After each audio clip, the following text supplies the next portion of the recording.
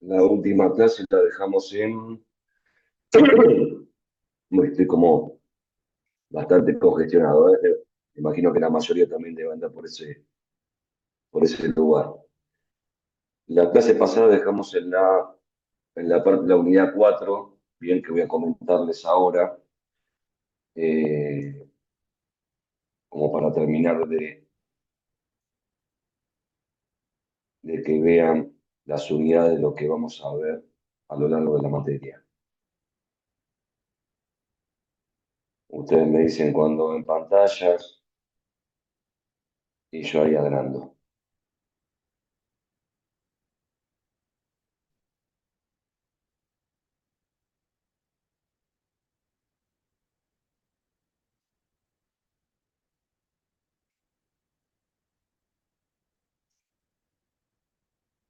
¿Se ve la pantalla? Sí, sí, yo la veo. Perfecto.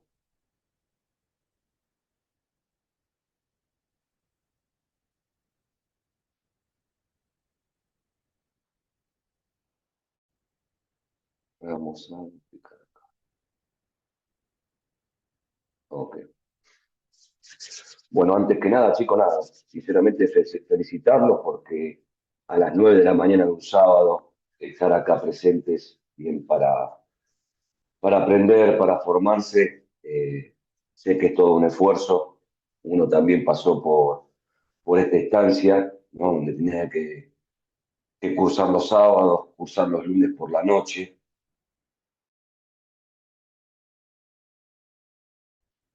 Por ahí era diferente en esa época porque uno cursaba de forma presencial. Imagínense lo que era, por ejemplo, levantarse a las 7 de la mañana y empezar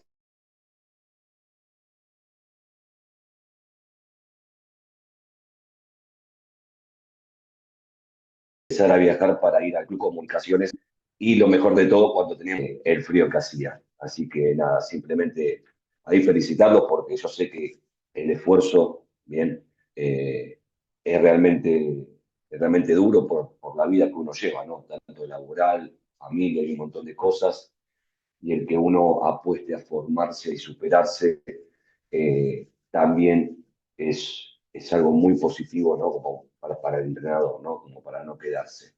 Hoy, al día de la fecha, yo sigo todavía bien formándome, buscando información, tratando de seguir superándome, y bueno, esa también es la idea, bien cuando brindo la materia, bien, que no solamente ustedes se estén formando, sino yo también pueda, bien, eh, captar algo de los alumnos, ¿no? Así que, nada, dicho esto, quería mencionarlo porque por ahí parece muchas veces en vano el esfuerzo que uno hace, y yo siempre digo que el esfuerzo viene aparejado siempre de cuestiones positivas, de procesos positivos y de un montón de situaciones.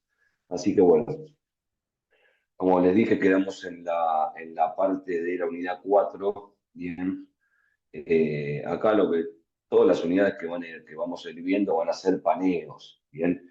No es que me voy a meter un 100% en determinados estadios porque no nos alcanza el tiempo ni el material para darlo también, eh, para que ustedes lo puedan tener más completo. Pero sí vamos a hacer un paneo de todos los contenidos, ¿bien? En la unidad 4 tenemos lo que es la planificación de la pretemporada del arquero, ¿bien?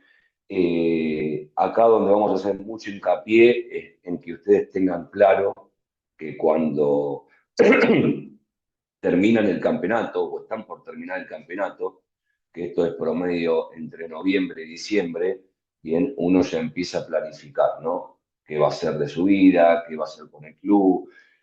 Si va a conformar un nuevo cuerpo técnico, si va a agregar más asistentes, si va a trabajar de otra manera. Bueno, dentro de toda esa planificación que uno va a armar para el próximo 2027, bien, es donde nosotros nos vamos a detener con la planificación de la pretemporada del arquero, que es fundamental. Después de ahí, lo que conlleva luego de la planificación de la pretemporada es lo que uno va a seguir la continuidad de la pretemporada, ¿no? Que es cuando se empieza a meter ya en la parte de lo que es la parte competitiva, bien, y ahí empieza a buscar programaciones, bien, que me permitan anualmente poder armar todo mi estadio de trabajo, ¿no? Eso es lo que me va a dar a mí poder trabajar de una forma mensual, de una forma diaria, bien, o como yo tenga armado los microciclos, bien, para trabajar semana a semana, ¿no? Esto obviamente que es muy cambiante, bien, el otro día escuchaba a un colega y ahí con el cuerpo, estamos en un cuerpo técnico, bien, y discerníamos de las planificaciones y demás, ¿no? Y yo digo, decimos, ¿no? Porque no es que yo solo tengo la palabra, sino que la mayoría coincidíamos en el cuerpo técnico, bien, de que la planificación es cambiante. Yo puedo planificar algo hoy, que por ejemplo entrenan los chicos donde estoy yo en Mitiñaque, como entrenador de arqueros, y por ahí en esa planificación llego y la planificación cambió.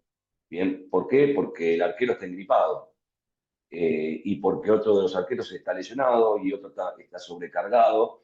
Entonces mi planificación de trabajo del día de hoy es cambiante, ¿no? Entonces eso es lo que tenemos que entender cuando uno programa, ¿bien? Que la programación me da a mí un paneo, no me da una realidad, ¿bien? La realidad me la va a dar en tiempo real, ¿bien?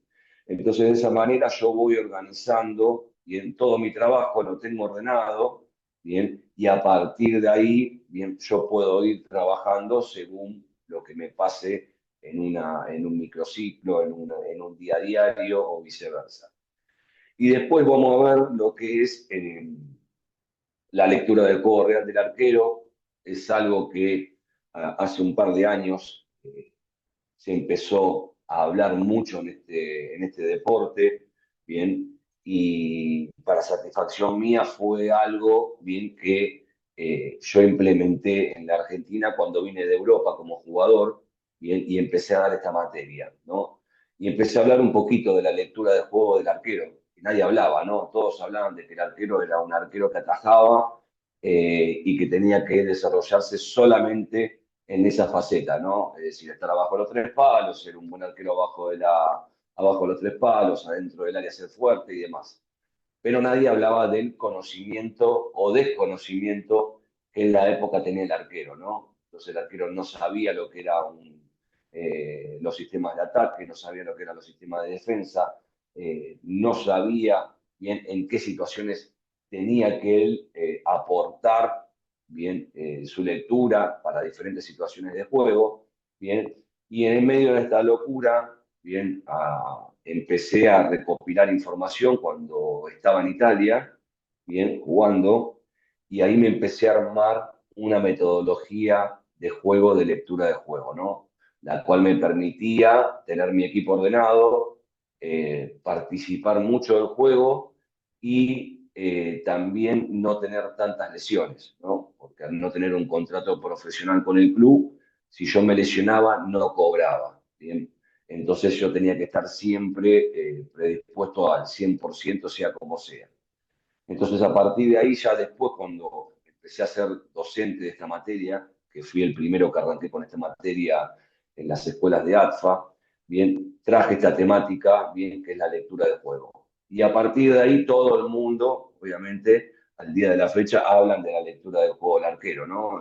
Es algo, la verdad, que nada, muy gratificante y aparte que el poder aportar un granito de arena para que esta disciplina se jerarquice, la verdad a uno lo enorgullece, ¿no? Porque ya después de más de 30 años de trayectoria dentro del deporte, también uno, ¿no?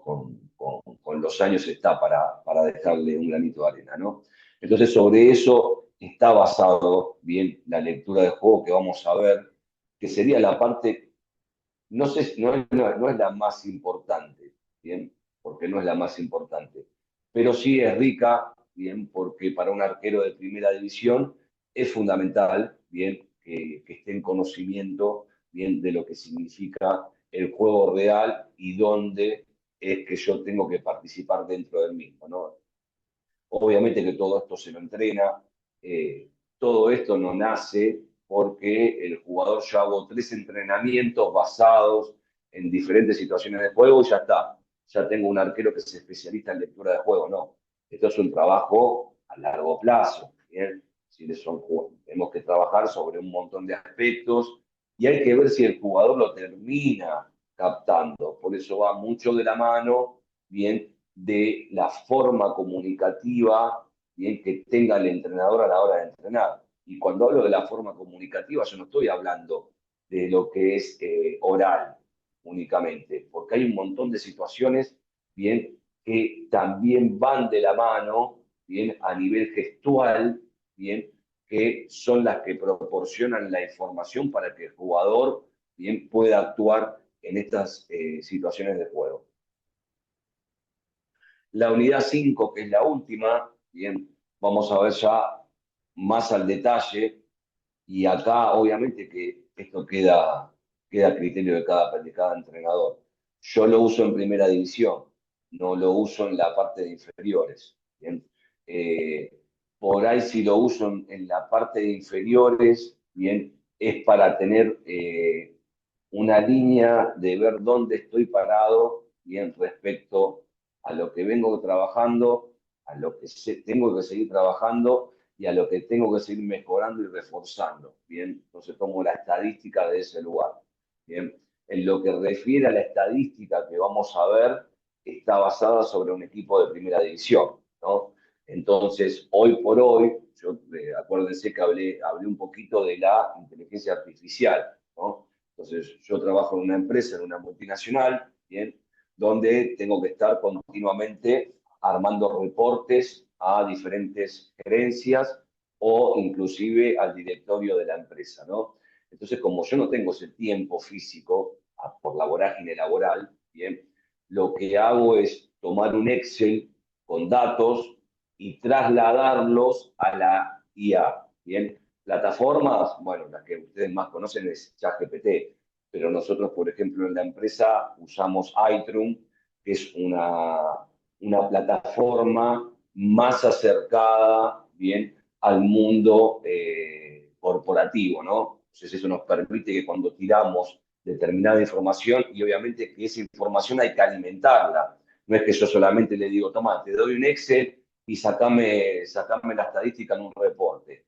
Sí, la IA te lo va a sacar, pero no te la va a sacar por ahí de la manera correcta que vos necesitas analizar los datos o que otra persona necesita analizar esos datos. Por eso cuando uno juega con la IA, bien, hay que saber de qué manera la alimento y si lo voy a hacer, esto es otro de los puntos, me tengo que tomar el trabajo después de leer el trabajo. Bien, hay muchas cosas que están pasando, por ejemplo, a nivel facultad, bien, donde el alumnado, bien, directamente vuelca un resumen o vuelca un trabajo, bien, y le pide a la IA que haga algo, ¿no? Y después no se toman el trabajo mínimamente de leer ese práctico que generaron, bien, y cuando lo va a leer la otra persona, obviamente, no coincide con nada de lo que estás pidiendo o de lo que vos diste en la clase, ¿no? Por eso muchas veces la IA es buena para muchas cosas, pero hay que saber también de qué manera adaptarla y de qué manera obtener la información. ¿Bien? ¿Agiliza los tiempos? Sin duda, agiliza un montón los tiempos. ¿Corta la mano humana? No, no la corta la mano humana, porque si fuera humana directamente yo no estaría dando clase, directamente estaría dando clase la inteligencia artificial. Entonces, el humano va a necesitar, porque el humano es el que la va a alimentar.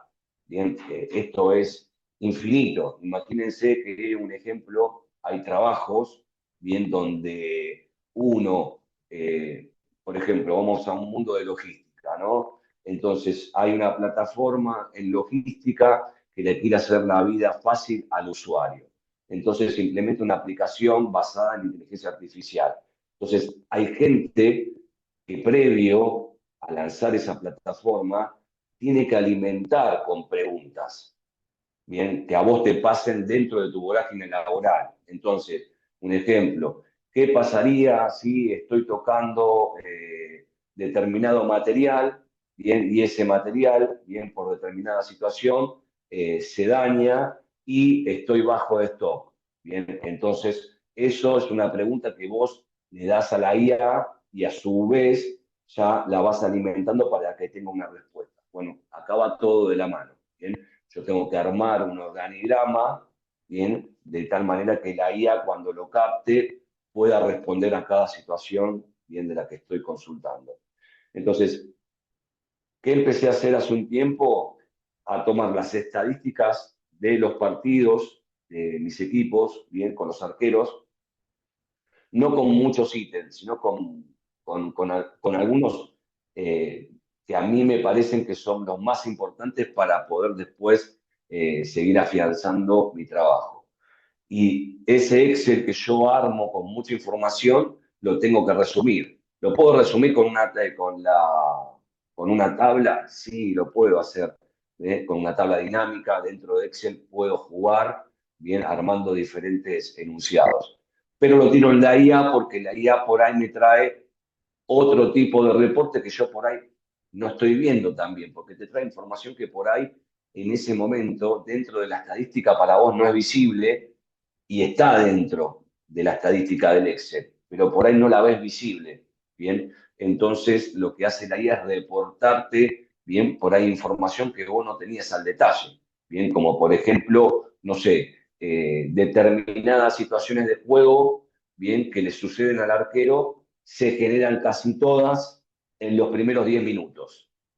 Entonces empezás a ver entre 6 7 partidos de seguidillas que hay una problemática, que en los primeros 10 minutos pasan cosas. ¿Bien? Entonces ahí, bueno, nada, hay que tratar de estructurar un entrenamiento, ¿bien? Sobre esos 10 minutos para ver qué podemos cambiar, ¿no? Lo tiro como ejemplo como para que tengan una data de qué significa la estadística, ¿bien? Y cómo llevo yo una estadística, ¿no?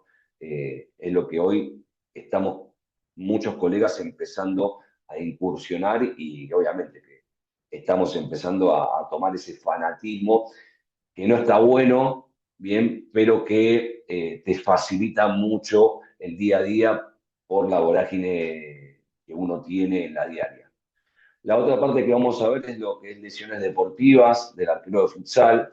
Bien, acá vamos a ver algunas prevenciones de entrenamiento. Voy a ver si puedo invitar a algún kinesiólogo, colega, para que pueda venir a hablar de las lesiones más comunes que vive un arquero de futsal.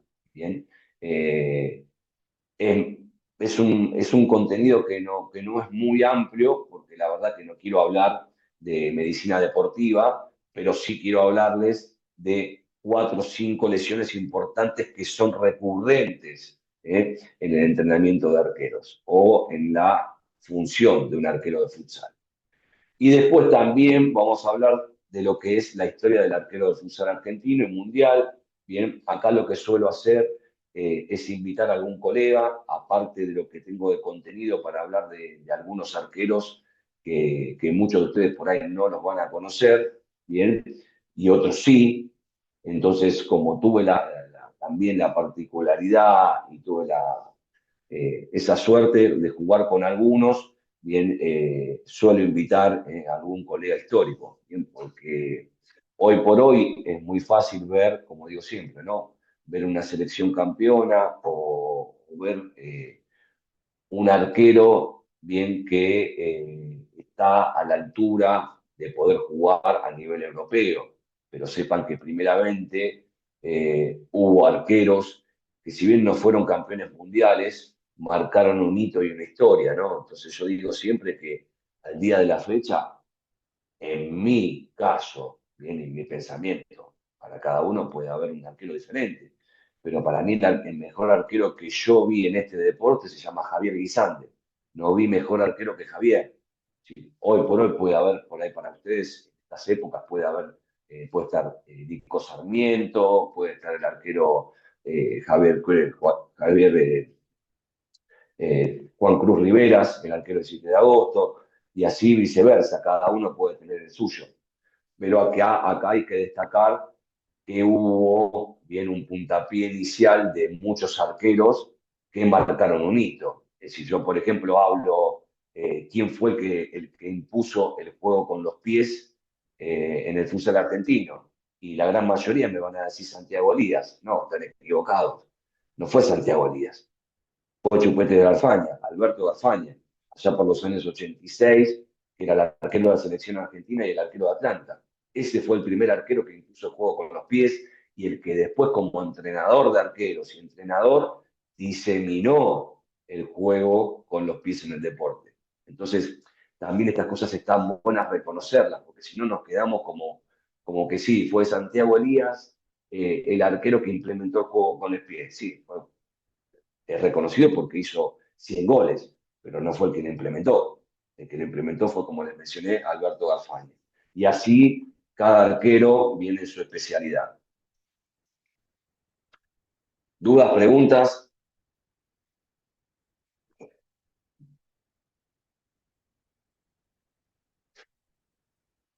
Bien. Seguimos con lo que es la primera parte, bien, de la primera unidad. Vamos a hablar de lo que es las capacidades condicionales del arquero de futsal. Bien. Entonces, para hablar de las capacidades condicionales, bien, es el inicio, bien, que me va a dar a mí para poder entender de qué manera yo tengo que trabajar con estos deportistas, ¿no? Entonces tengo que trabajar basado en la velocidad explosiva y su reacción. Bien, el arquero no va a correr todo el partido en una 40 por 20. Bien, va a estar limitado en sus acciones. Bien, entonces, la velocidad explosiva y su reacción van de la mano. Bien, las mismas, obviamente, que van a estar afianzadas sobre acciones de campo, desplazamientos, velocidad, bien, que son las que generan múltiples situaciones de juego. Después, lo que tenemos que tener en cuenta, que es la parte ya cognitiva, bien, que es la toma de decisiones ágiles, ¿no? Entonces, esto ya va por la parte de la percepción humana, la solución mental, en lo que yo tomo decisiones rápidas, bien, y de qué manera las voy a emplear, bien, en afán de conseguir un estadio motriz o un estadio de una visión periférica, ¿no? Para aquel que no tiene entendido lo que es la visión periférica de un arquero, y estas son muchas cosas que uno trabaja y está muy atrás de todo esto porque yo hablo siempre del tercer ojo, ¿no? Con los arqueros y con los jugadores también. Entonces, cuando uno está mirando la situación de juego, ¿qué vas a mirar? El jugador que traslada la pelota, es algo obvio, pero no tenés que perder de vista lo que está pasando por el lado opuesto. Entonces vos estás mirando también qué es lo que está pasando sin pelota y quién se está moviendo sin pelota en tus alrededores, ¿no? Entonces, un poquito de esto habla el ejemplo de la visión periférica. Después la otra es la potencia física y el Profe, disculpe, equilibrio. Sí, disculpe, me pareció súper interesante esto de la visión periférica, que es real, es algo que el arquero debe tener, bien afinadito, se trabaja todo eso. Estoy viendo varios partidos donde este, toman al arquero y lo mandan a jugar a uno de los vértices y queda sin gravitar, dejando espacios absolutamente libres, ¿no? Y ni siquiera toca la pelota, no se lleva un jugador, no hace absolutamente nada. Este, Esto es una cuestión técnica que no le encuentro el sentido. No sé si vos, ya con tu experiencia, me podés explicar para qué mierda va el arquero ahí. Pues, yo también me pregunto lo mismo a veces. Y a veces digo, bueno, a ver, si yo lo voy a sacar a ese jugador, ¿no? A un lateral, ¿no? Porque esto por lo general se generan los laterales bajos. Eh, ¿Por qué el arquero termina hundido, ¿no? Es decir, ¿qué sentido tiene? A nosotros nos pasa, bueno, ahora que hace un mes y medio, o sea, casi dos que estoy en Miriñaque, tenemos el arquero titular, Santi, que este chico tiene inculcado esa situación, ¿bien? Que queda muy bajo y que obviamente que a mí no me gusta, no le veo sentido, pero el sentido que le buscamos nosotros es que Santi participa en ese lado de la banda jugando un muy buen pelotazo cruzado a la espalda del cierre, ¿no? O del lateral, bien del lado defensivo. Desde ese lado lo veo positivo. Me encantaría que jugara más adelante para que me arrastrara alguna marca o pusiera en dificultad esa marca, ¿no? Pero pero no pasa. A ver si lo puedo mostrar en la tablita, porque por ahí estoy hablando chino básico y No, yo lo no vi van a atajar entender. con Argentinos Juniors y al menos él, si es el que yo digo, ¿no? Es un chico que al menos se llevaba una marca, ocupaba un lugar, desplazaba, y abría la defensa contraria. Eh, pero después, por ejemplo, en la comparativa con el arquero de Argentinos Juniors, ni siquiera lograba imitarlo, o sea, se perdía absolutamente en el juego.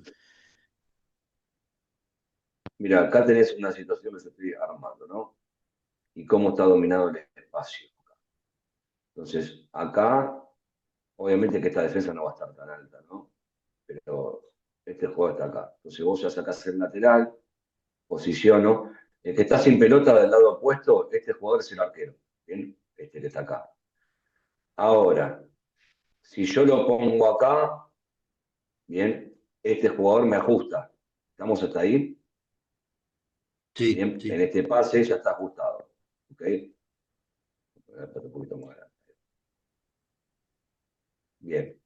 Ahora, nosotros lo que hacemos, por ejemplo, en Iñaki, bien, con el chino, con el técnico, bien, lo que trabajamos es que este jugador o corte, bien, para que el arquero se meta y ya con el control orientado ya quede ante esa presión, porque va a estar, termina encima, ¿eh?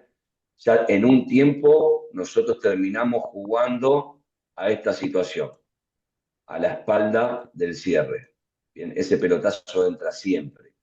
Bien, por ahí la discusión que tenemos nosotros es como el arquero no está todavía habituado y no tiene esas condiciones para hacerlo porque pierde la pelota. Para poder llevar esa marca, yo trabajaría acá a este jugador. Y ahí obligo a que este o retroceda o vea qué quiere hacer. Obviamente que sin perder esta línea de pase, ¿no? Obviamente, trato de no perderla. El problema es que cuando acá, por ejemplo, mi arquero de Miriñaque gana este espacio y sabe que lo gana, bien, por arte de magia, acá ya pierde bien el poder de visualizar. Entonces hay que entender que a veces me río y se los digo en joda, pero se los digo. Y les digo, muchachos, si yo hubiera sido bueno con los pies, yo no era ala, era goleador, ala goleador. Pero como era muy malo con los pies, terminé jugando abajo de los tres palos. ¿Bien? Y ahí se empiezan a reír y empiezan a entender un poco. Entonces, si yo ya tengo ese limitante, tengo que buscar diferentes lecturas. Entonces, yo sé que gané. El problema está después ahí, cómo controlás, si controlás mirando para el lado defensivo, si controlás peleando para el lado del ataque, cuándo controlás y levantás la cabeza. Entonces, lo que suele hacer el arquero cuando se ve presionado, juega arriba de la marca hacia la banda y la gran parte de las veces estadísticamente pasan. Bien, si vamos a poner 10 situaciones de juego así, y yo creería que dos o tres pasan, después tenés tres o cuatro que capta el jugador y se van afuera, y tenés una o dos que el jugador capta y te termina haciendo el gol. Entonces, ahí este tipo de situaciones se las trabaja, ¿no? ¿Qué pasa en los equipos? Nadie las trabaja. Entonces, cuando vos vas a emplear la situación de juego, obviamente no podés después renegar de una situación de juego que no trabajaste en la semana. Entonces no le diste herramientas al jugador. Nosotros lo que hacemos es darle herramientas al jugador y no lo queremos, o no nos queremos, mejor dicho, complicar con la situación. Entonces, lo que hicimos es darle alguna movilidad inicial a la primera línea, o que el jugador juegue rápido, bien, o que juegue a un doble apoyo. Si juega este jugador que sacó de la banda viaja, vuelve a tocar, y este jugador lo que hace es bloquearle al jugador que va a ir arriba del la salida. arquero. Ganás unos segundos. Y acá jugamos fuerte para el arquero y el arquero Santi, nuestro arquero de Miriñaque, en un tiempo o dos, trata de jugar un cruzado aéreo, que lo hace muy bien, y la pone por atrás de la espalda del cierre, ¿bien? Y ahí por ahí lo que hacemos nosotros es seguir jugando con la situación. ¿Y qué vamos a jugar ahí? La segunda pelota, ¿bien? Entonces, tenemos un trabajo de por medio el cual buscamos, pero le damos la herramienta al jugador y a los jugadores, ¿no? No sé si ahí se entiende más o menos el concepto. Sí, sí, perfecto, sí, sí, sí, sí. Bien.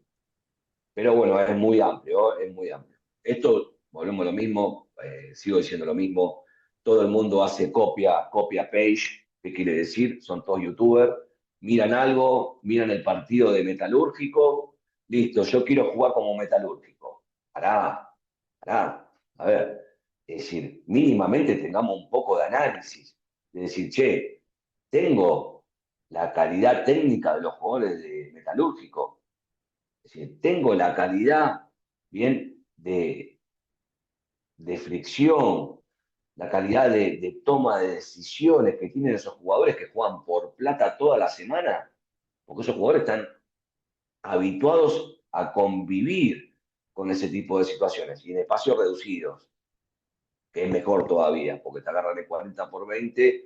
Después podemos discutir si salen campeones con ese tipo de sistema, si van a avanzar mucho. Lo que sí marca es que son protagonistas de todos los campeonatos. Sí, lo único que le falta es afianzar un poquito más y tener alguna herramienta más, bien, como para ver de qué manera llegar bien a las instancias finales y poder lograr ese ascenso. Bien, pero hoy por hoy está todo el mundo montado en que jugamos como metalúrgico, ¿bien? Y por ahí lo haces si no tenés al equipo preparado para eso, no tenés los jugadores, no lo entrenás y decimos, bueno, salimos como metalúrgico, ¿bien? Entonces, nada, va un poquito de todo, de toda esta mano que está pasando hoy en día, donde copiamos sin entender o sin analizar el contexto, ¿no? Bueno, lo que es la potencia, bien física y el equilibrio, bien la parte de trabajo del desarrollo muscular es súper importante, bien.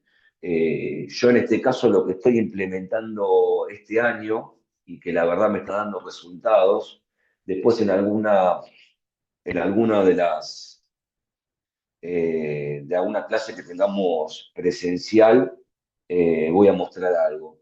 Pero estoy trabajando mucho con los arqueros con la parte de la disciplina de calistenia, que es una disciplina que hace ya casi un año y medio que estoy haciendo, y también estoy haciendo la certificación para ser profe de calistenia.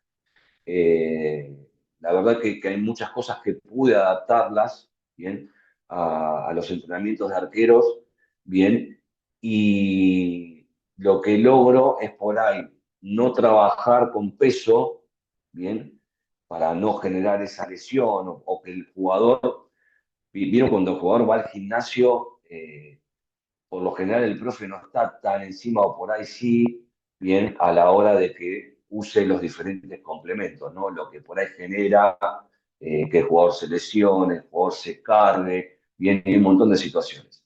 Entonces, lo que es la calistenia, vos trabajás con tu propio peso corporal y obtenés los mismos beneficios que trabajar con el peso en el gimnasio, ¿no? Obviamente que hay técnicas que uno va trabajando, bien, para que después vaya progresando bien en las diferentes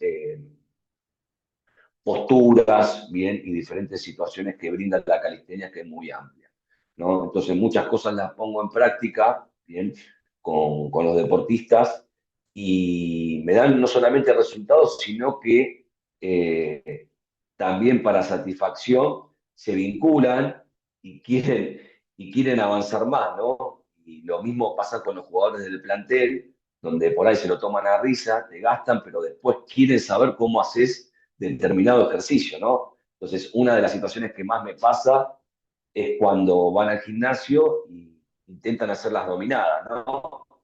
Entonces yo los voy mirando y me llaman, me dice, bueno, vení Ari, mostranos cómo es un ejercicio de dominada. Bueno, el ejercicio de dominada, primero hay que ver si ustedes pueden hacer una dominada, y de ahí es donde partimos, que por ahí de ahí tenemos que hacer las regresiones, ¿bien? Para que ustedes puedan tirar una buena dominada, ¿bien? Pero va de la mano de un montón de situaciones de conexión del tren superior con el tren inferior, tiene que trabajar el core, hay un montón de situaciones dentro de la misma, ¿no?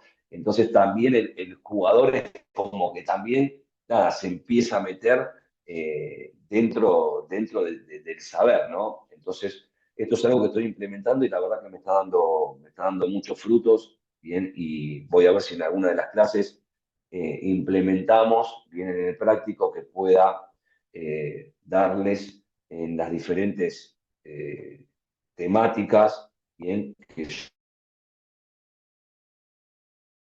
voy adaptando. Hay una parte de calistenia en que vamos a trabajar, es la flexibilidad y movilidad, bien, esto es súper importante, bien. Lo que tiene de bueno que la calistenia tiene algo de esto también, entonces inconscientemente la flexibilidad y la movilidad también la estoy trabajando, ¿no? Sí, sin dudas que obviamente la estoy trabajando en un modo cardio, no la estoy trabajando en un modo de tranquilidad, ¿no? De elongación, pero también la tengo dentro de la misma, bien. La flexibilidad la trabajamos a lo largo del año, no es que se trabaja en un entrenamiento, se trabaja a lo largo del año, previo a la entrada en calor, previo a la parte precompetitiva, es decir, hay un montón de estadios. No hay ninguna verdad, bien, de decir, che, si yo el hongo no me lesiono, si yo el hongo, eso la verdad que hoy por hoy no está afianzado, cada uno tiene su librito, pero sí la flexibilidad y movilidad para el arquero es súper importante, ¿no? Porque una caída baja, bien, emplea una situación motriz bastante importante y explosiva, por lo cual hay que tener trabajada esa flexibilidad, si no, imagínense, vamos a tener desgarrados por todos los lugares, ¿no? Pero es importante, muy importante trabajar este aspecto dentro de la funcionalidad de un entrenamiento de arquero. Después tenemos la otra parte que es una pata también importante, son todas importantes. Y la verdad que podríamos estar un año bien desarrollando esto. Pero acá hay algo que es la pata problemática también de nuestro deporte. A ver, si no hubiera de problemas, muchachos, directamente sería todo el mundo fácil, ¿no? Siempre vamos a encontrar problemas y lo que tiene de bueno es que el problema siempre va a tener solución, ¿no? A corto, mediano o largo plazo.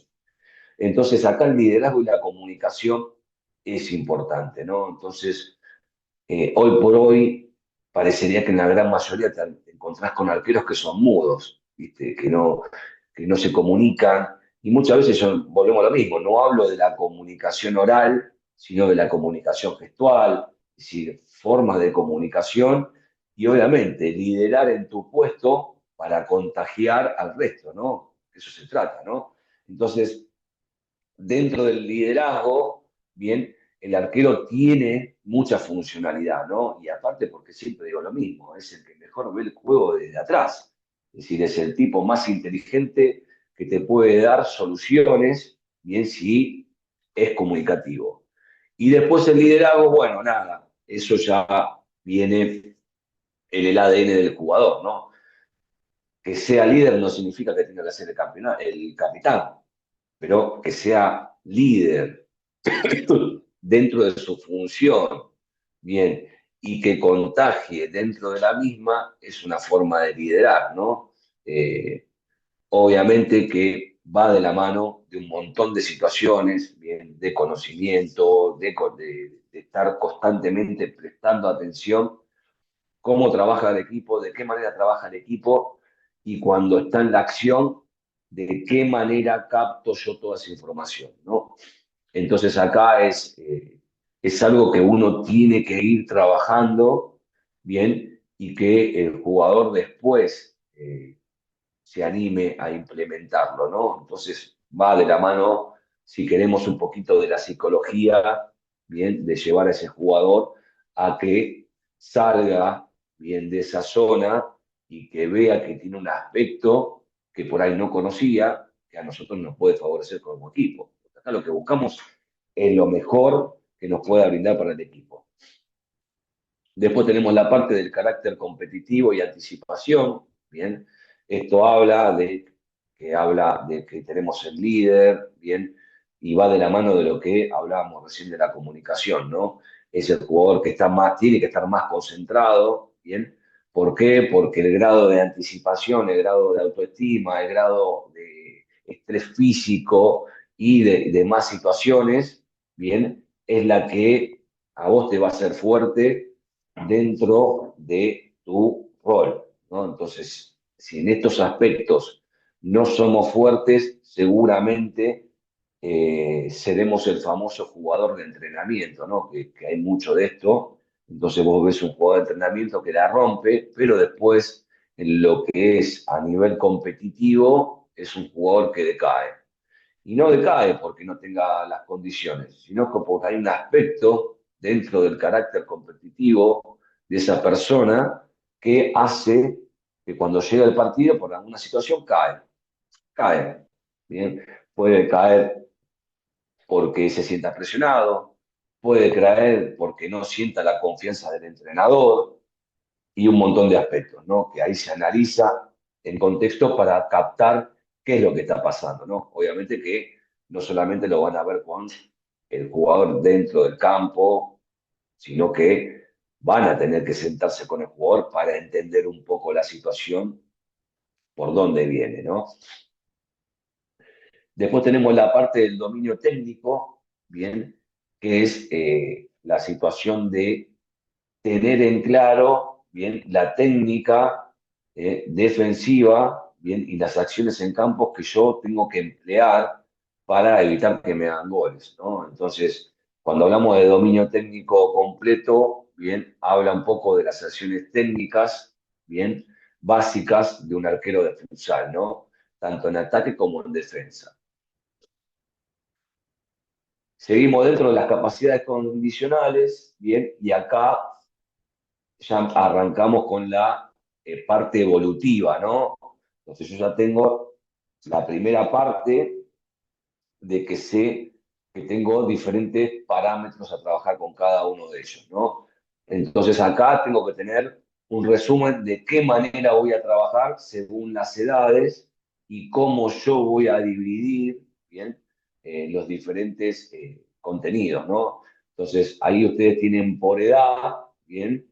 Eh, ¿Qué van a tener que trabajar? Bien, el nivel, bien, que tienen un parámetro, bien, el cual les marca si es alto o bajo, bien, entonces si miramos, por ejemplo, desde los 7 a los 10 años, bien, el nivel no es muy alto porque la aguja no levanta, bien, ni a la mitad. ¿Qué quiere decir esto? Esto quiere decir que nosotros estamos trabajando analíticamente con un deportista, bien, de iniciación, el cual tengo que inculcarle de cero, bien, toda la funcionalidad, bien, de lo que es un arquero de futsal, bien. Primeramente, enseñarle el reglamento. Segundo, seguir avanzando. Cómo es una posición cruz, de qué manera la tengo que hacer. Cómo es una posición cruz en desplazamiento. Cómo es una caída baja. Cómo es una pelota aérea. Bien, qué puedo hacer yo dentro de determinadas situaciones. Cómo saco. Si acá ya estoy trabajando toda la parte coordinativa, bien, con el chico, bien, y acá sí empiezo, bien, a afianzar el conocimiento del mismo, ¿no? Por eso es tan importante cuando ustedes tienen arqueros, bien, en el cual van formando a lo largo de los años, y ese arquero cuando llega a una primera división, nada, toda la formación temprana la tiene adquirida, bien, entonces uno se tiene que afianzar solamente en los aspectos del juego y lo que brinda el juego, ¿no? Es el mundo ideal, ¿no? Pero sé que no existe, por eso también estamos acá. Eh, en lo que es ya de 11 a 14 años, ustedes van a ver ahí que empiezan a subir las cargas, el relojito se empieza a ir para arriba, bien, la aguja empieza a subir, entonces acá se empiezan a agregar muchas situaciones. Una situación, por ejemplo, para aquel que no sabe lo que es la parte de coordinación óculo-manual, bien, la parte óculo-manual, bien, óculo habla de lo que es la parte visual, bien, y manual es la que ustedes emplean, que puede ser con los brazos, puede ser con los pies o viceversa, bien. Entonces, hay ejercicios óculo-manual, bien, que trabajan este tipo de situaciones. Entonces, vamos a ver que hay una defensa baja, están 8 jugadores adentro de mi área. Por determinada manera o situación, patean de afuera, la pelota rebota en alguien, se va hacia arriba y yo esa pelota la pierdo de vista. Ok, tengo que tratar de captar rápido ese elemento por dónde está. Bien, y si yo puedo salir a buscarlo o me quedo en el lugar, bien, o qué toma de decisión tomo. ¿Okay? Entonces lo que trabajamos acá cuando pasan estas situaciones son ejercicios óculo-manual, bien, bien, que pueden ser con las manos o también lo puedo trabajar con los pies, bien. Si son dos tipos de situaciones que puedo trabajar. Entonces ya sabemos que la óculo, bien, es la visual y la manual es toda la parte gestual del cuerpo, que puede ser brazos, piernas, bien, o viceversa. En lo que refiere ya después en las edades más avanzadas, bien, vamos a ir al punto. Ok, bien. En lo que es la parte de trabajo, bien, con estas edades, ¿no? Entonces, acá hay fases que yo voy a respetar para trabajar en mis sesiones de entrenamiento. Entonces, ya tenemos la primera parte que yo sé que de 7 a 14 años tengo que trabajar diferentes características, ¿no? Como la coordinación, como la agilidad, la velocidad, la reacción, la lateralidad, viceversa. Entonces ya ahí yo ya tengo otro parámetro y acá es donde yo tengo que empezar a desglosar cómo trabajo un entrenamiento específico de arqueros, ¿no? Entonces, tengo una primera fase, bien, tengo una fase técnica, que es la fase principal del entrenamiento, tengo una fase táctica y tengo una fase física de juego, ¿no? Entonces, sobre estas situaciones, yo voy jugando bien a lo largo de una semana de trabajo o a lo largo de un día que yo tenga para trabajarlo. Entonces, la fase de calentamiento con el chico va a estar bien porque es inicial para cualquier deportista. Bien. Ahora, después yo tengo que decidir con cuál voy a ir, porque no voy a poder trabajar con todas, no me va a dar el tiempo. Sí. Nosotros en los entrenamientos por lo general trabajamos una hora y de esa hora real ustedes terminan trabajando de 40 a 45 minutos. ¿Hay entrenadores que entrenan más tiempo? Sí, hay entrenadores que entrenan más tiempo. Sí, por ahí entrenan 2 horas. ¿Bien? Cada uno tiene su metodología. ¿Bien? En mi caso, trabajo una hora y de esa hora 45 minutos son intensos y son casi sin pausas.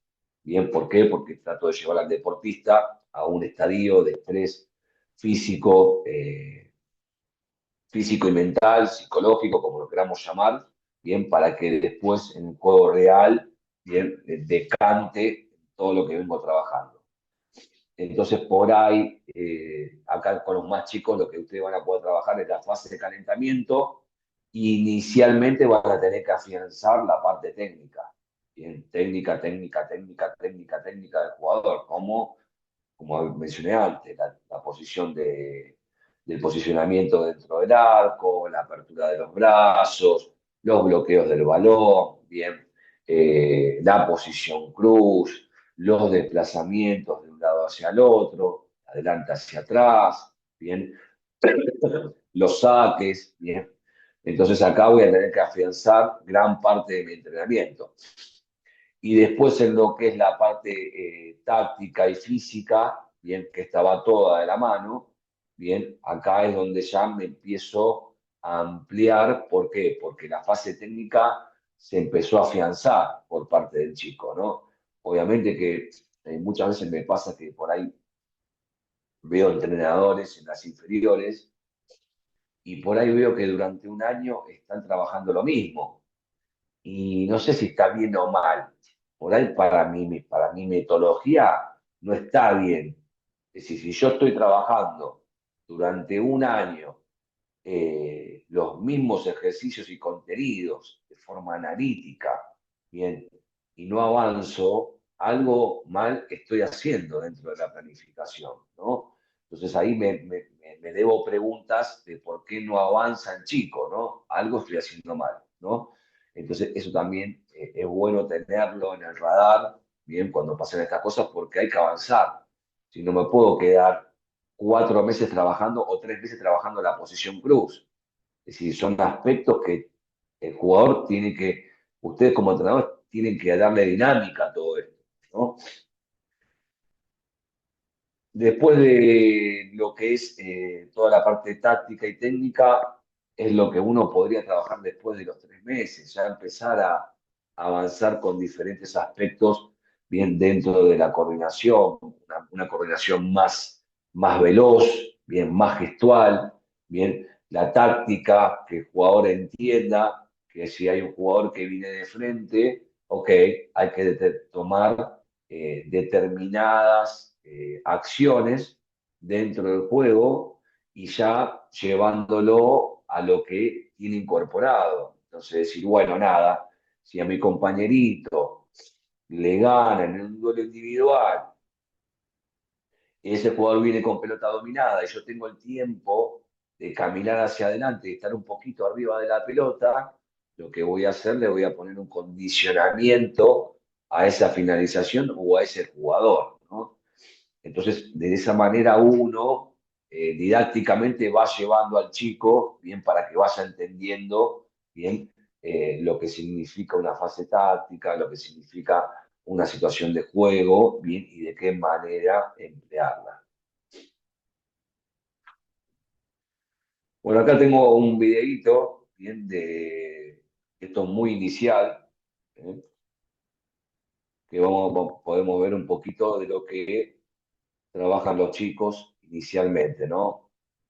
Estos son arqueros iniciales, bien, que van conociendo el ámbito, ¿no? Fíjense que en el área se le marcó con una cinta, bien, una línea imaginaria de un área de futsal, ¿no? Más chica. Entonces lo que están acá tratando de que el chico empiece a jugar fuera de la línea de meta, ¿no? Que no se meta dentro de la línea de meta, sino que también empieza a convivir con la situación de jugar esos 3 pasos afuera.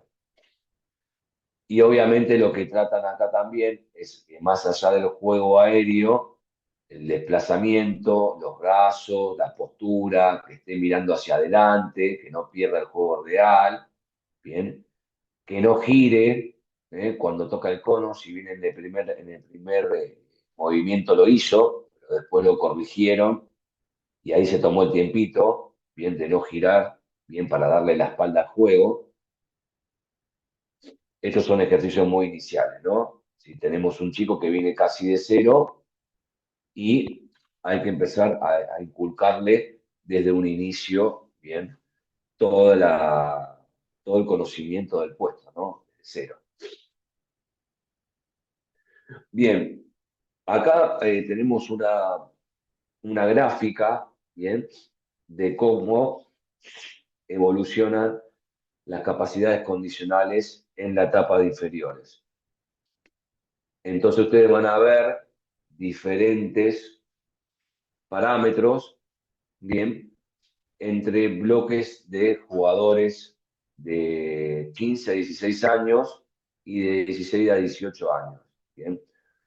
En esta parte marca, bien, cuáles son los parámetros en densidad y amplitud que tengo que trabajar con cada uno de ellos, ¿no? Entonces, en lo que es en la sub-16 o la edad de 15, 16 años, bien, la velocidad no es al máximo, bien, hay una alta carga, sí, pero no es al máximo, bien, la fuerza explosiva, la agilidad, la movilidad y la resistencia, bien, eh, están entre la carga alta y la carga media, bien. Sí, son parámetros donde lo que estamos buscando es llevar al deportista alineadamente con toda la estructura, ¿no? Que va de la mano de la velocidad, fuerza, agilidad, movilidad y resistencia. En lo que ya es un jugador de 16 a 18 años, bien, acá ya estamos promediando un arquero de que está de tercera división con probabilidades de llegar a primera división o que por ahí esté jugando ya en una primera división. Entonces, acá los volúmenes ya empiezan a ser muy similares a lo que es un arquero de elite o un arquero de una primera división. Entonces ya la velocidad del partido, obviamente, va a ser al máximo, porque va a estar jugando con jugadores de primera. Bien, acá ya no puedo negociar esa intensidad. La fuerza de choque, y sí, también va a ser al máximo, bien, porque no vas a chocar con jugadores de tu edad. Ya vas a empezar a chocar con jugadores, bien, que pueden ir desde los 16 hasta los 35, 40 años, que chocan de otra manera. Después tenés la técnica coordinativa, que es así, son cargas medias, al igual que la rutina preventiva y la potencia aeróbica. Pero sí se hace hincapié en esos dos parámetros que subimos a la máxima intensidad, que es la velocidad del partido y la fuerza de choque. Acá ya mostramos los diferentes ejercicios que empezamos a emplear con arqueros de cuarta, tercera división, algo de la edad que estuve recién mencionando.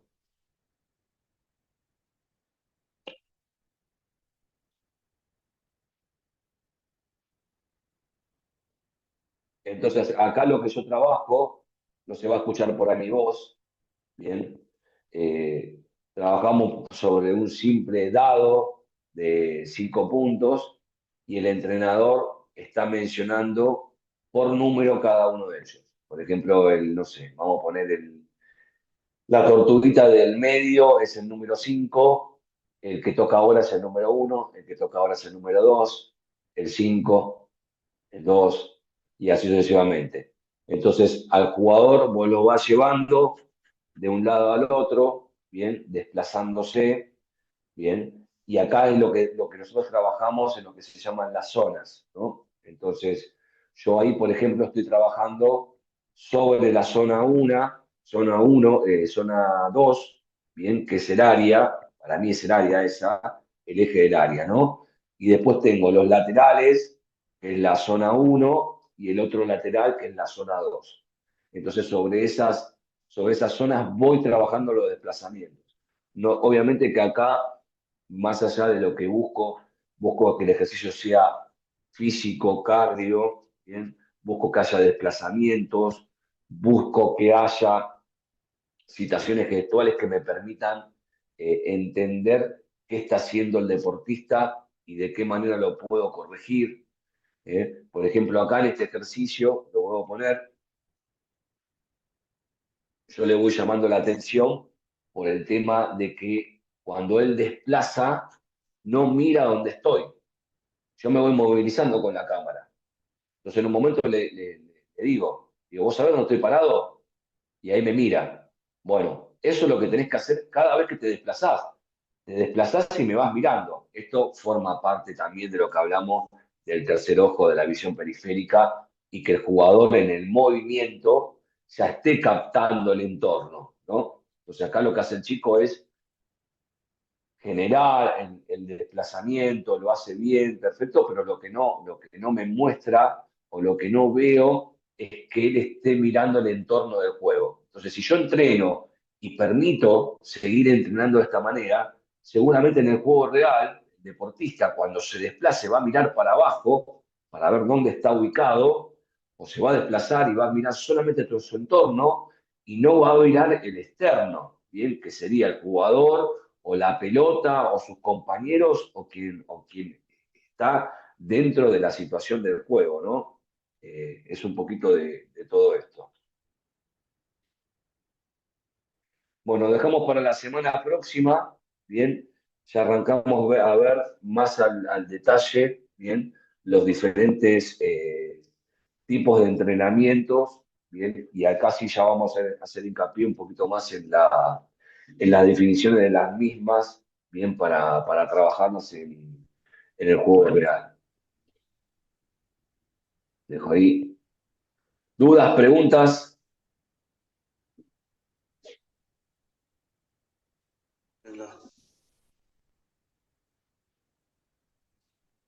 ¿Estamos perfectos? Bueno, Clarísimo, profe. no, perfecto, muchachos. Nos vemos próxima semana. Descansen. Buen fin de semana para todos. Nos vemos el próximo sábado. Buen fin de, profe. Chao, Saludos a todos, listo, chicos. Chao, profe. Buen fin chicos. de, gracias.